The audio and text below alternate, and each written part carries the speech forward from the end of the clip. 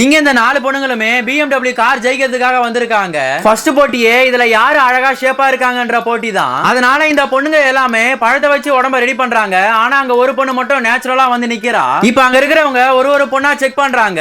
அதுல ஃபர்ஸ்ட் பொண்ணு மாவையும் பலூனையும் தன்னோட உடம்புக்குள்ள வச்சு எடுத்துட்டு வந்ததால அவளை மட்டும் டிஸ்குவாலிஃபை பண்ணிட்டு மிச்சம் இருக்கிற அந்த 3 பொண்ணுங்களுமே செலக்ட் பண்ணி செகண்ட் ரவுண்டுக்கு அனுப்பி வைக்கிறாங்க. அந்த ரவுண்ட்ல யாரு உண்மையான கேரக்டரா இருக்காங்கன்னு சொல்லி பார்க்கதான் ஃபர்ஸ்ட் ஒரு பொண்ணு ஒரு இடத்துக்கு அனுப்பி வைக்கிறாங்க.